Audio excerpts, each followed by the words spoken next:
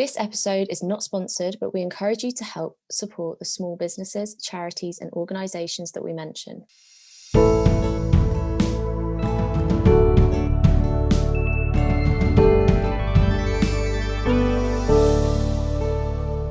Hi everyone, and welcome back to another episode of Our Circle. I'm Rhiannon. And I'm Jess. And today we have a very special guest with us. We have singer, songwriter, artist, karate coach, and player, model, and actor. My God, what a resume. Please welcome Dana Naidu. Thank you guys so welcome. Much. So that's quite, like Rhi said, that's quite a resume. You've got quite a lot going on. What is like your main gig? Do you have one that you're really going for? Or is it all a mix? It's definitely being a singer. That's my main goal. I'm caught up with a bunch of different things because I don't like sitting still. Like, I get that. I can't do it. I think that with the way that I was raised as well, like my parents have always instilled just responsibility. So I just take up so many different things all the time and just keep myself busy. So is it a bit like not putting all your eggs in one basket? You're kind of wanting to try lots of different things. It's just doing everything. I think it comes from my dad. I'm not going to lie. He does everything. He's an international karate referee.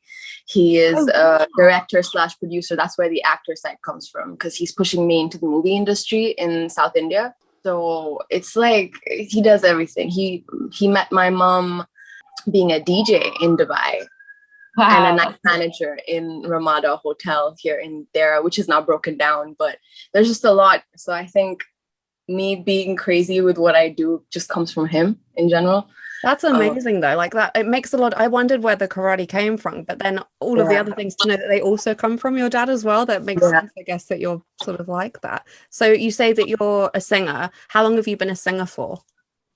Well, I've been singing ever since I was little, but just professionally, I would like to say the last couple of years, maybe the last 3 years. So ever since the university, for sure. Because that's when I started getting out on stage more and just exploring my sound. But a couple of years now. But I've been singing ever since I could talk, I guess. My dad always, again, this comes from my dad. Oh, wow. It's crazy. And does that come with the songwriting as well? Did that come a bit later? I think with songwriting, it's more that I never thought I would be able to write. Honestly, never thought that I would be able to write. But then when I started experiencing things more as I was growing up, it just sort of came to me. Right. And when I discovered that I could write, it's just a matter of being honest with myself on paper. Mm-hmm. And yeah, that's how the songwriting started. So I have a whole book of songs, which I'm working on getting out one by one. But yeah. So the place where I'm sitting at right now, it's my dojo, and it takes up a lot of my time. Right. Because when you spoke through social media, you were saying that you were there 7 days a week. I was like, that's always. I'm always here. There's no day off. Like I have my Friday like evenings off, but every other day I'm working. Like I have work in another 3 hours. I have to be here till the nighttime. But I enjoy it. I love coaching. I love practicing. It's been in my blood forever, but I started when I was 2.5. So I've been doing karate for like 20 years now. Wow. So you said with the songwriting that you've kind of been is being honest with yourself and drawing from your experiences. Can you kind of tell us a bit more about the process of songwriting? Is it literally everything that you're writing is really personal, or do you take from other people's experiences? How does it work? It's definitely personal. And I can't just write whenever I feel like it. I have to have gone through something to be able to put it down on paper. So I don't always write, but it's every time that I do write, the song is really special because it's something like I'm putting that experience behind me. I'm done with it. And now I'm moving forward. Right. So I think that even though I don't I have one song that's out, and I do have plenty that are waiting to be released. But each of these songs, they don't just come out of nowhere. Each of these songs are like a testament to my experience, what I've gone through. So they're all really special. When you say that you're a songwriter, obviously quite a lot of people sort of take that in different ways. Do you mean that you're more of like a lyricist, or do you do all of the melodies and the harmonies and things like that as well? Oh, the melodies and harmonies and everything as well. Yeah, 100%. I do work with a lot of people as well. Like I have a couple of best friends that I do work with musically, and we tend to help each other out. Like when the songwriting process is happening, we all sit in groups, and sometimes my friend Ruben and he's the one that I have a song out with. We hop on Zoom. Thank you guys. Thank you. We're working on an acoustic version, like a more live acoustic version, because that's usually that is my niche. I do enjoy having like an organic instrument and just my voice. I'm not that much of a beat person. Right. I tried. I really tried, but I'm not there yet. Maybe it'll come in the future, but I'm more of somebody that would just sit with a guitar and a piano and just vocally express myself. I mean, we can see that on your social media. We stalk the hell out of you, by the way. But like across your Instagram, you've got so much more performance videos on there, so everyone go check her out, please. But there's so much on there, and it is very much acoustic, and I love it. I think it's quite organic, like you were saying. If things are coming to you a bit more naturally to do with your experiences, it comes through performance. I think it's beautiful. Thank you. Yeah, thank you I get real like Georgia Smith kind of vibes, which I absolutely love. It's so like yes, it's so like no, like you said, I think it takes a lot of talent to just be really stripped back and for it to all just be raw and just like you said, like no beat, nothing like that. It's all just you. Yeah. So well done. Thank you so much. It means the world to me, because I think when it comes to music and me performing on social media, it's more like I said, this is just me putting my feelings out and being done with it so I can move forward. And I think me singing the songs that I sing, they usually tend to be the sad ones, or me making it even sadder, but that's just me coping with what's going on in my life and sort of reaching out to an audience that will understand me. I think sad songs are so much, well, I personally find sad songs easier to write in comparison to that doesn't necessarily mean that I'm a really sad person or anything. It's just you get the feels more, don't you? When you're happy, you're sort of like, well, do I really write a song about butterflies right now? Maybe I could. Like some people can, but it's quite hard.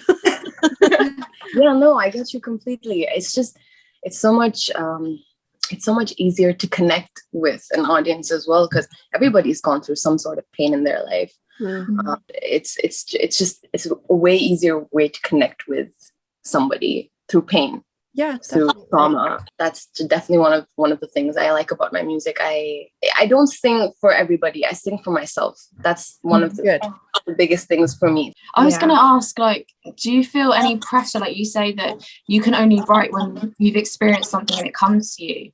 Do you feel any pressure? Like, oh, how am I going to create an album if I'm not feeling sad? Yeah, a lot of pressure, because like the only way I know how to write music right now is through experience, and it is through pain. So I sit down and I think, I'm like, do I actually have to go through another breakup or something for me to sit and write? Like, is that what I need to do? And I'm trying to break that bubble. Like one of my friends, he's an artist here in Dubai. His name is Tak. He actually challenged me. He's like, I just sit down and write anything. Why do you need to? And I was just, no, I don't know if I can do it. Like, I don't know if I can actually sit down and write about anything. I feel like it'll only come if I go through something. So I'm trying to break that bubble, because I do want to be able to just sit down and write. I don't want to base it off of an experience and just have to go through something to sit and write. It's definitely something I have to work on, I'd like to say. And I also think that the older I'm getting, the more freedom I'm getting from my parents. So it means I get to go out and experience more things. I was about to say, you were very young. Like, you're not meant to have crazy amounts of life experience by the age that you are already. Like, that will come. So I feel like more experiences will help you write. Like, you're still very much in the possible. Yeah. So which is why I'm not too bothered by it. But at the same time, I don't know.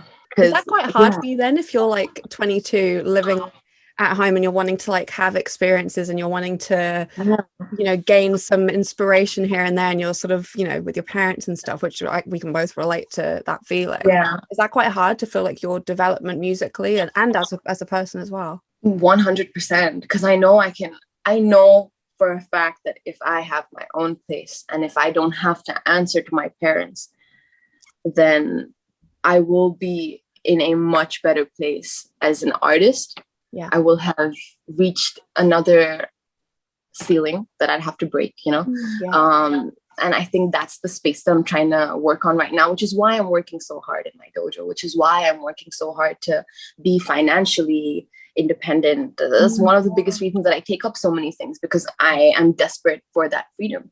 Yeah. So I'm working on it, and I'm getting there 100%. I started learning how to trade. I started learning how to trade. Yeah, that's a good skill to have. That's hard. I love it. I'm having so much fun. It stresses me the hell out that, like, I found it unhealthy. I was just like, nope, can't keep this up. I enjoy it so much. I think one of the biggest reasons I enjoy it so much is because one of my best friends introduced me to it, and she's my mentor. So it's kind of cool.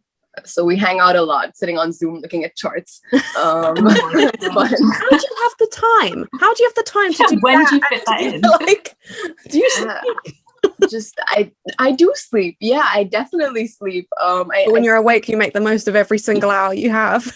100%. I don't see it any other way. I mean, there are like a couple of weeks where I do tend to burn out. So I just spend one week just oversleeping, and then I'm back at it again. Wow. I feel like you're at the age where you can do that. No, my dad tells me the same thing. He's like, you're crazy. You should just go to sleep. I'm like, nah, next week. So I mentioned Georgia Smith vibes, and I feel like you were quite happy with that. What artists do you take inspiration from, and do you look up to any artist? Do you aspire to be like any artist, success-wise? Yeah, 100%. My style of singing is very much like Georgia Smith and her. In general, I'm just more of an R&B soul kind of gal. Mm-hmm. I think when I first started exploring myself musically, it was always pop, because that was the genre that was always on top. Is that the genre you like? I'm trying to stray away from it. Right. But I do tend to go there first, because that's just the kind of music that I learned first. Right. So my brain automatically goes there, but I'm trying to stray away from that and stick to the more soul side of it. I mean, I think that's where I am naturally, or I'm trying to be. I don't know, there's just something about R&B soul that just gives me chills every time. All the time. Is it current? I mean, you said her and George Smith, which is obviously very current. Do you ever tap into like old school soul, like from the 50s? Well, I love Lauryn Hill. She's one of my favorite artists. I definitely listen to Whitney Houston and Alicia Keys. Those three are like my top ones that I tend to go back to. So that's more like 90s. Do you go any further? Nothing further back. Okay. No. Okay, cool. Haven't tapped into that yet. I mean, I feel like if you were to tap it, like with your voice, if you tap into some 50s and 60s, your mind's going to blow. Like, I think it will be really interesting to see what you should give it a shot. I should definitely give it a shot. For sure. Yeah. I'm excited. Let me try that out. So if you could collaborate with any artist in the world, we're talking dead or alive, who would it be? Oh my God. I love this question. I think in terms of collaboration, I don't know if you guys know who Masego is. Yeah. Oh my God, that man. I love him. I'm obsessed with him. I just think that he has so much talent. Like the way he's produced work with other artists is so special. Like he definitely has his own songs as well, but I just love the work that he helps produce. Yeah. Like instrumentally, like the arrangements and stuff. Do you know what? I've never once in my life, when people ask this question, thought collab with a producer. I've always thought of another like singer or something. I've never once thought, I should probably try and choose the best producer. I think that man is gold. Like just the way he instrumentally arranges his work, it's fire. It's fire. He's an artist as well, but his production is amazing. I really hope that from this we're manifesting it to happen for you. Oh, I hope so. I know I'm gonna meet him one day. I know it. So we briefly spoke about your parents, and I kind of wanted to touch into that because you are of both Tamil and Russian heritage. Do you identify a lot with those roots? I think it's a weird one for me because I was born in Dubai. Okay. So I'm definitely one of them third culture kids, you know. I did live in India for a couple of years, so I feel like I do relate more to my Tamil roots than my Russian ones, because I'm not gonna lie, I don't even know my mom's language. I don't speak Russian at all. I do speak Tamil because I had to live there for a couple of years for high school, so I had to learn to speak to my aunt and my grandmom and just to be able to have general conversation. And I had to take it up in school. So I do tend to identify more with my Tamil roots than my Russian ones, but otherwise, neither of them. Oh, wow. Okay. I was born and raised here. Like, I say neither of them, but I'm sure that when we get to talking, it's going to come out that I relate to them both. Well, I was going to say, because you've mentioned to us previously about a culture clash. Was that so much in your life, or is that like where you live, or is that like I think it encapsulates everything, because being somebody that is from South India, from Russia, but born and raised in Dubai, it's like, that's a lot. Where am I from? Because neither of these, I'm too woke for India. I'm too gay for India. I'm too myself for South India. I don't know anything about my mama's country, because I've been there a couple of times when I was little, but that's about it. And my home. You mentioned that you're gay for India. You're definitely too gay then for Russia. Right? I think so too. It's really conservative there as well. Like, and then my home, which is Dubai, will never actually consider me as its resident. Like, I'm not from this place technically. But why is that if you're born there? Unless you're Emirati, unless you're one of your parents is, you won't really get access to having like a passport or a citizenship from here. It's just like residence visas and stuff. So even my home is in my home. So I'm always in this space where I'm like, where the hell do I belong? Right. And I think that's where the culture clash comes a lot. Now I don't even consider myself Russian sometimes. I just call myself Tamil, because like the way it is at home, it's very South Indian. Right. Like the kind of rules that are enforced, the things that are expected of me. It's very South Indian. And I know that Russia is also a place where, especially my mom being Orthodox, she's very conservative herself. So there isn't much of a culture clash in terms of how you're raised, open my mom is and how closed off my dad is, because they're both closed off. Right. Okay. That's quite interesting, to be honest, because you're living in a place that is quite, I guess, like a sponge for new things and new ideas and new ways. Even though there's obviously traditional things around, you're in a place that's all about developing, and especially being someone who is an artist and someone who's creative and someone who's very expressive. And you've already said that you're part of the LGBT community. Like that's all encapsulating things that are about being open, about being forward thinking and stuff.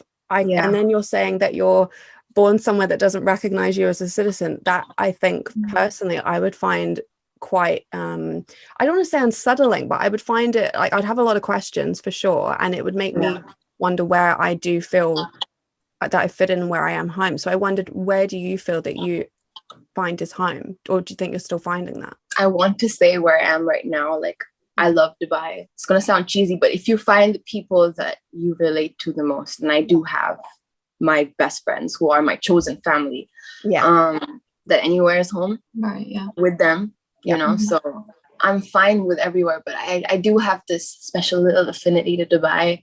It's a special place to me. I think that people think that it's an overrated place to stay, but it's really not. Again, when you find the people that you truly love, it's become definitely like it's become like a safe place. 100%. Yeah, I'm glad that you have that, because I think it helps, doesn't it? Especially with all of the things that you've got going on, as if you need any additional things on top of this or exactly.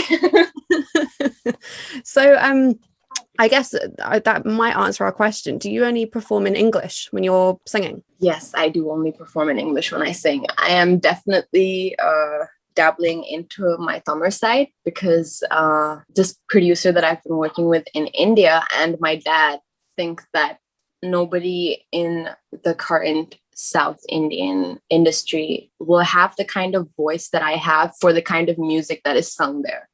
Interesting. So he's like, give it a shot. I think you might like it. And I'm like, okay, cool. Let's see how it goes. So I'm definitely dabbling into it. I'm currently only working on covers for Tamil stuff, but hopefully I will learn to write as well, or I'll work with a lyricist maybe who'll be able to translate it into the language. I was going to say, I feel like that's quite natural to do covers because then more people hear you, and then 100%.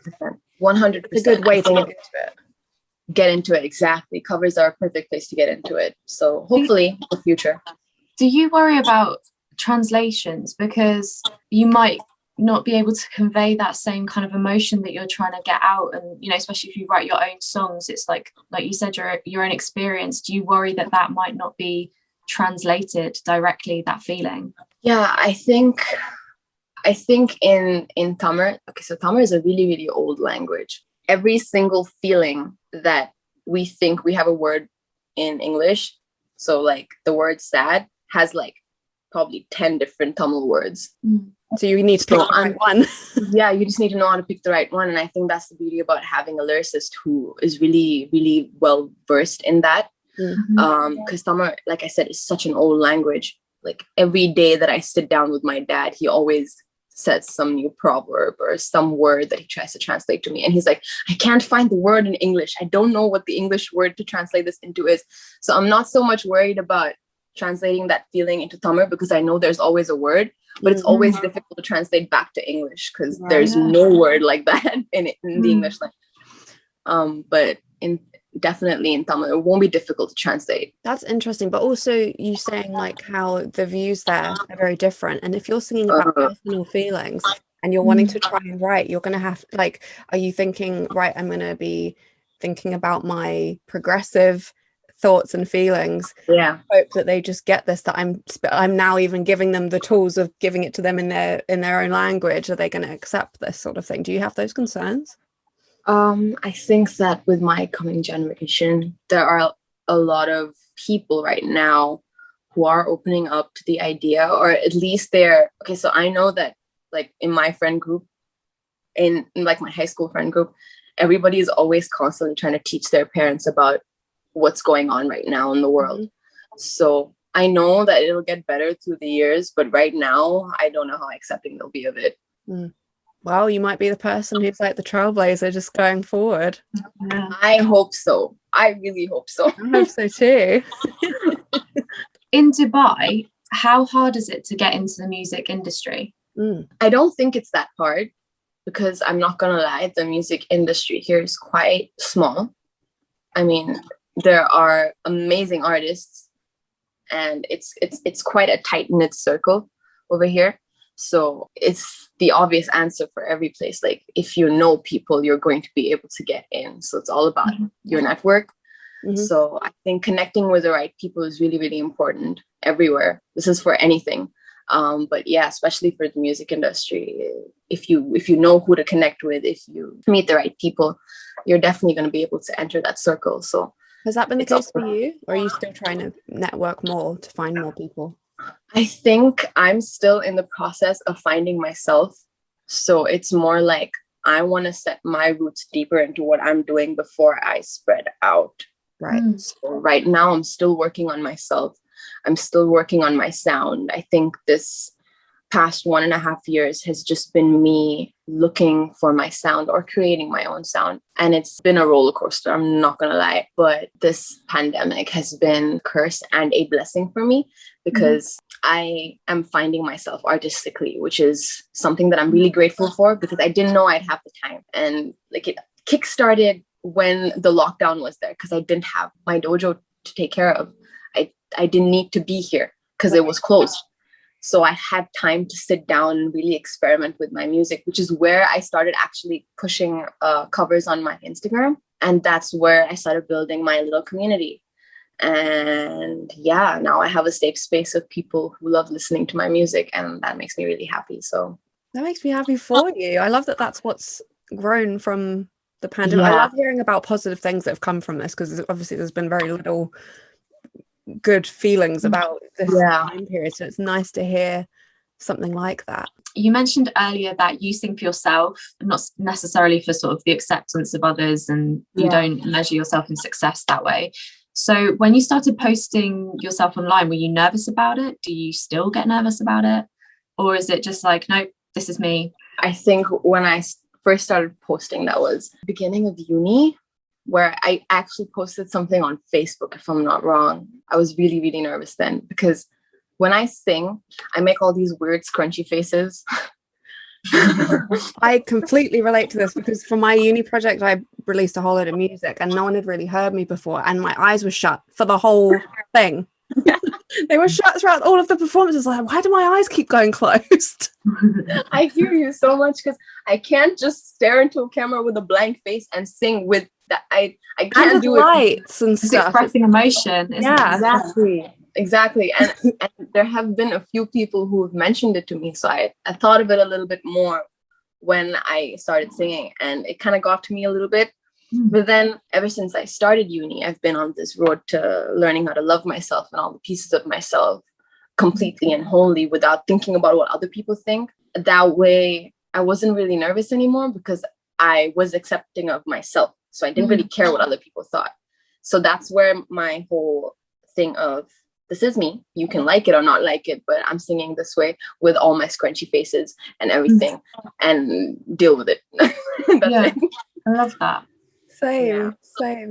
I just wanted to go off something that you've briefly touched on earlier, and the fact that it is actually Pride Month at the moment, and I wanted to ask you what that what it does for you, like what it means for you having Pride Month, what it means being part of the LGBTQIA plus community, and a bit about your coming out experience, because that is something that you have done, and I mean, we're aware that that's not always the easiest thing to do, especially in the Middle East. So please tell us what it means for you. I think Pride to me is just allowing myself to be myself. I think there are communities and societies where you're allowed to be yourself, but in where I'm from, it's more like sometimes you can't allow yourself to truly be yourself, you know, because you're hiding, you're stuck, you're trying to be something that society tells you to be. And for me, Pride is, you know what, screw everybody else.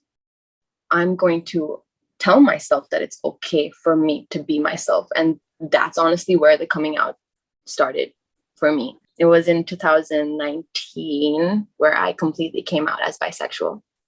Not to my parents yet, but to all my friends, to my entire Instagram family, to everybody who knew me besides my parents. So it was just my parents that didn't know because I didn't trust them with that information enough. And then uni finished. I moved back to India for a couple months, and just to chill at home, see my mom for a bit. And then I flew back to Dubai. And that's where I actually realized that I wasn't bi, I was queer, because for me, it didn't matter what gender the person was. It was more about who they are and what I love about them. It wasn't the exterior that was important to me. And a couple months ago, my dad and I were in this really heated argument. He was talking about trust. And I just felt like, you know what? Now's the time. I'm going to tell you. I love everybody, including women. And you want to talk about trust? Okay, bet. I'm going to trust you with this information. And I just blurted it out. It wasn't planned. We were on Zoom. We were having a really, really heated argument about trust. And I was like, okay, you want me to trust you? You want to trust me? But I'm gonna tell you. And it just came out. Like, I literally just blurted it out, and I was really scared for a second. I was about to say, did you like want to take your words back, or were you just like, oh shit, that's out?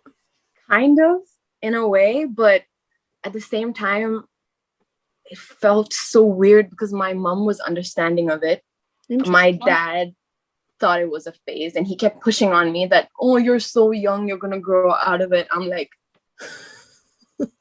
no, I'm not. Do you realize that it's not a choice? But he still believes that, and every time I do blurt out something about me being gay, I can see his head doing this thing where he's like, oh no, she brought it up again. So it's a little complicated, but I think I'm just really happy that they know. Yeah. They tried to understand me, which is what I did not expect.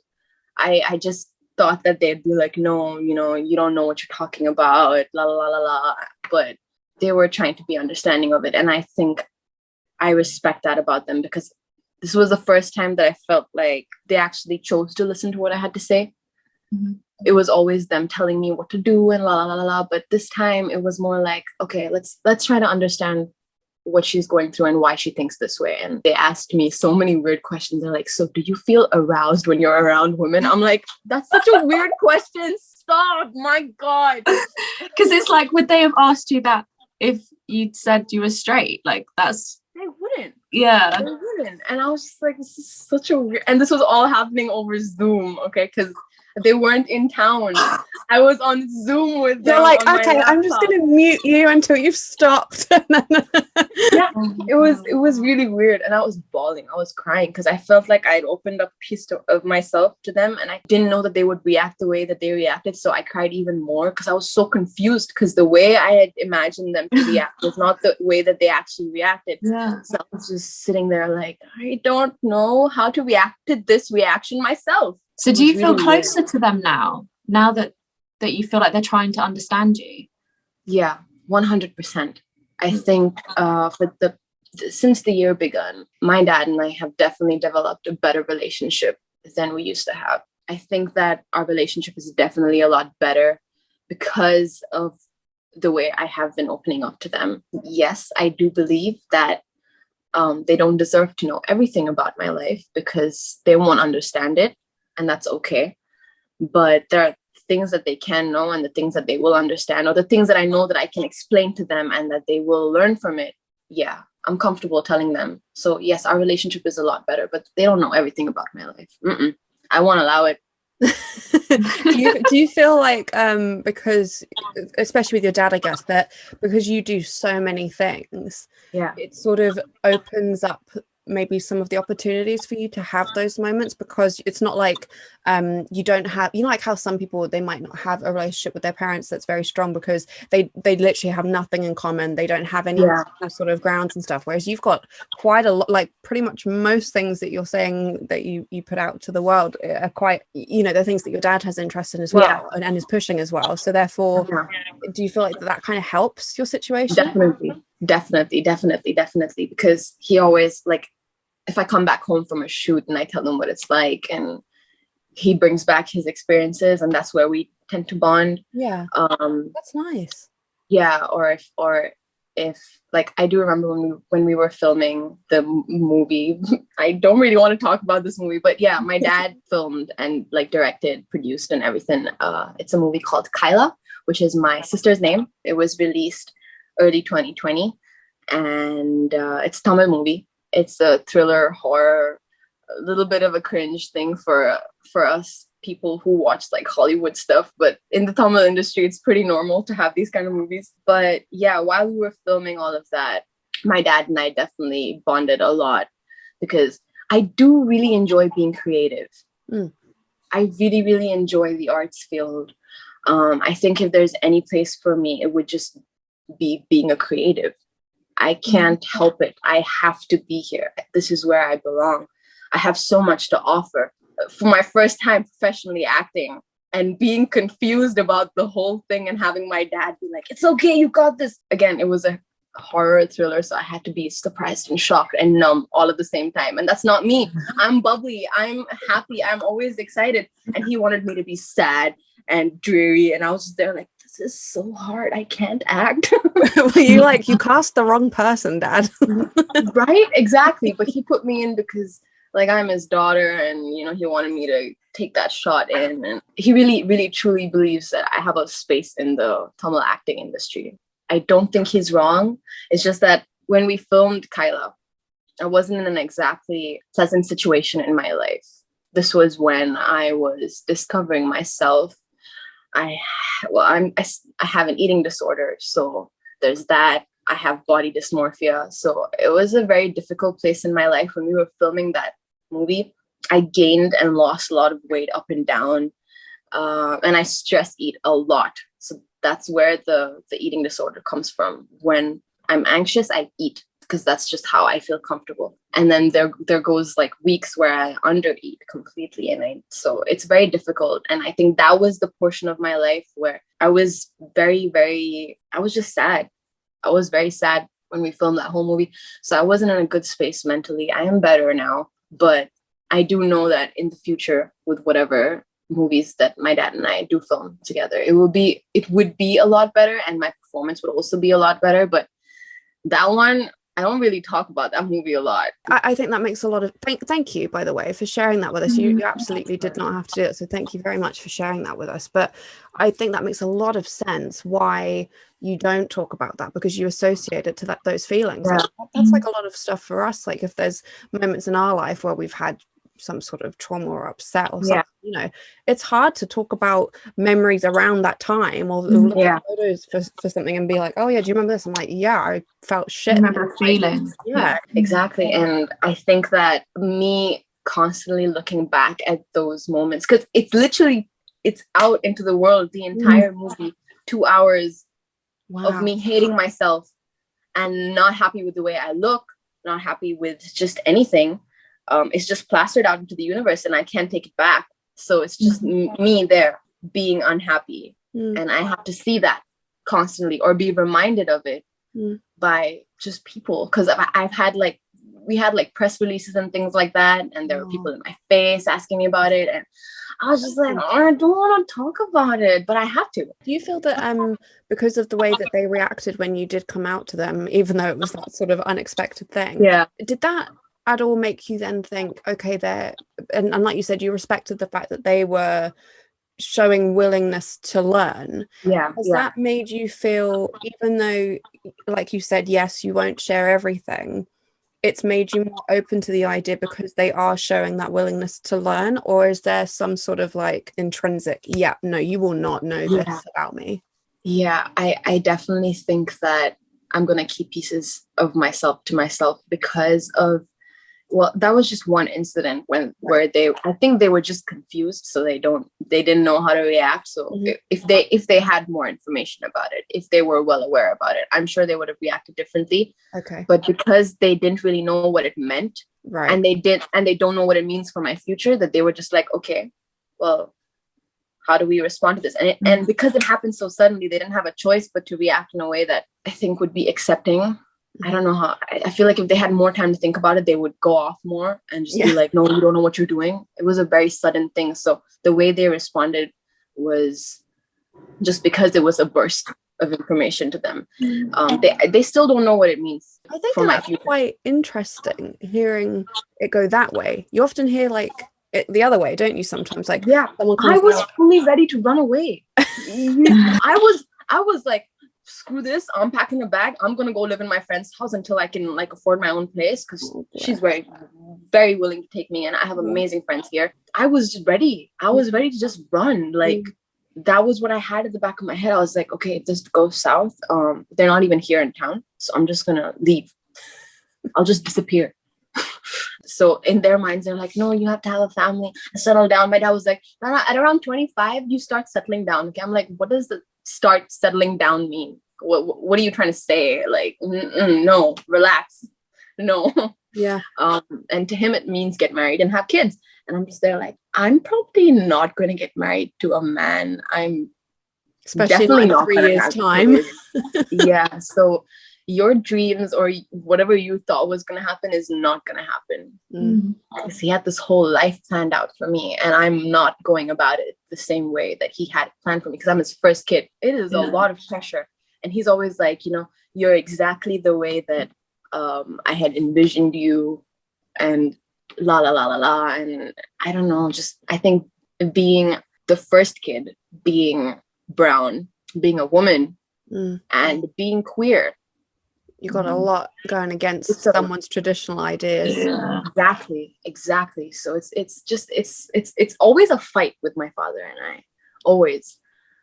It's kind very difficult. Ironic that you both do karate then, huh?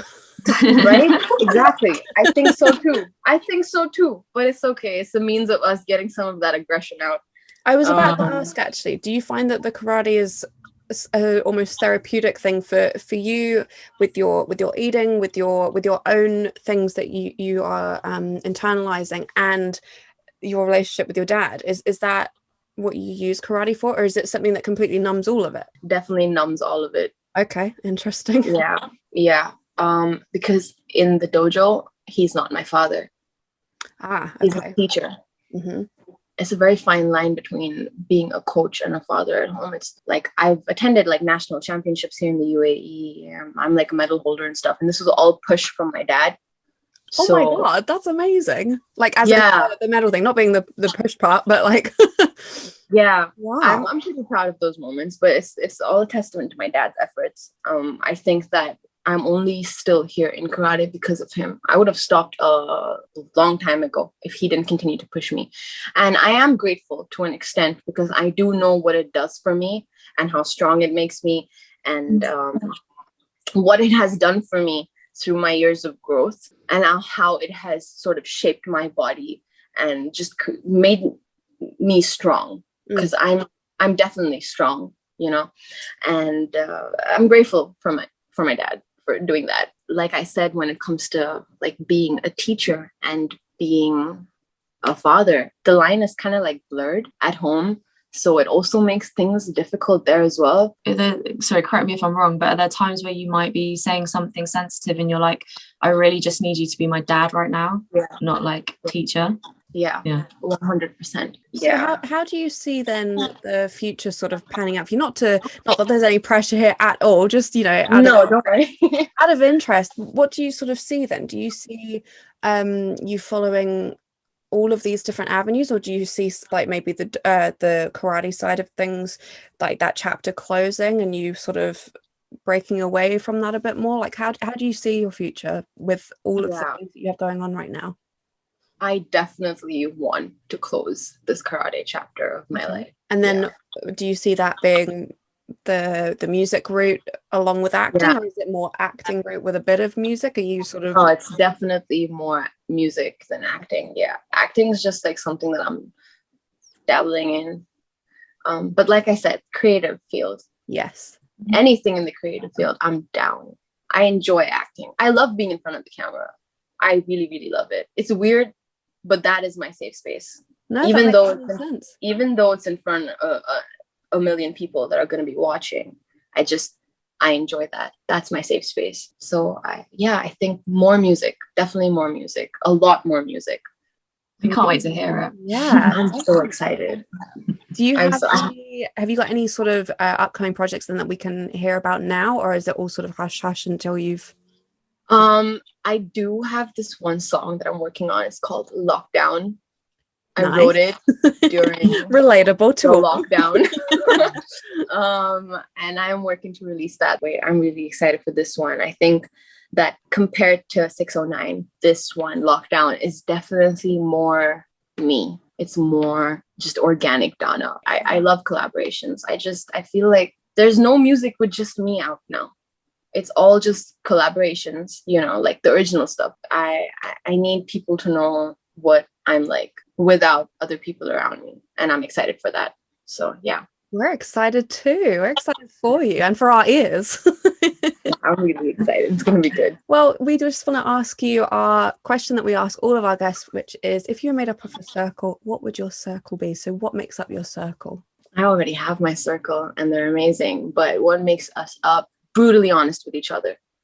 Doesn't matter what it is. Mm-hmm. We all connected through trauma, so that's fun. And we're all very gay. I think that's one of the biggest reasons that we're all always together. Because I think that in terms of how progressive I am now, it's because I came out. It's because I learned of a whole other world out there where, again, I'm allowed to be myself. I think, I'm not even joking, being gay has saved my life. I love that. I love that for you. Yeah, it has. And I know who I am, which means I don't let anybody tell me what I can and cannot do. So I feel like I've just got chills down me. I'm just like, oh, that's so nice. I'm so happy for you. I'm so happy that you have a place that is safe for you. I'm happy that you feel strong and confident in yourself and how you feel and how you express yourself. That's beautiful. That's great. I'm really happy for you. So we dedicate every episode to a small business, a charity, or an organization, and you're our guest today. So could you please tell our listeners what you have dedicated today to? Yes. So I'm all about sustainable fashion. Like everything I wear is thrifted. Amazing. I don't really buy things out of like big multi corporations anymore. It's just thrifted secondhand stuff, things handed down from my family as well. So I would like to dedicate this to Crop Daddy. One of the biggest reasons I chose them, because I know when they started and I know how fast they're going now. Oh, wow. And yeah, he is amazing at what he does. Just takes all sorts of material and reworks it into like crop tops and shorts, where he has his band that says "Fashion Kills." That's like their entire motto. So creating and reworking clothes, and then also selling thrifted vintage items on their website, and also simultaneously donating their proceeds to multiple different charities. Oh, so amazing. Yeah, they're amazing. Supporting supports other people too. Yes, which is awesome. He also makes teddy bears out of old material, like towels and other things. It's so nice. I love that man. How can people support Crop Daddy? Ooh, just get up on his IG, buy some of his stuff. It's amazing. You can follow them at cropdaddy.ca, and you can find their website cropdaddy.ca as well. So we'll put all the information on the screen now for you to see, and you can check all of the links in our description as well, and we'll obviously post on Instagram, so you can go and follow them and help support sustainable fashion. Well, thank you so much for joining us today. We've absolutely loved chatting to you, and we wish you all the best with all of your amazing avenues that you have and ventures. It sounds incredible. And please, please, please, everyone, go and check Dana out on all of her socials and stream her on Spotify and just enjoy her being. Thank you so much, guys. This was amazing. I had so much fun. I never thought that I would actually end up on a podcast episode with two amazing women. This is very, very special to me. So thank you so much for having me. Well, thank you. And thank you everyone for listening. Please make sure to like and subscribe to this YouTube channel. Make sure to stream on Spotify, Apple Podcasts, Google Podcasts, Amazon Music, and RSS.com. Got it? Yes. Yes, sir. And make sure to check us out for our next episode. Bye. Bye.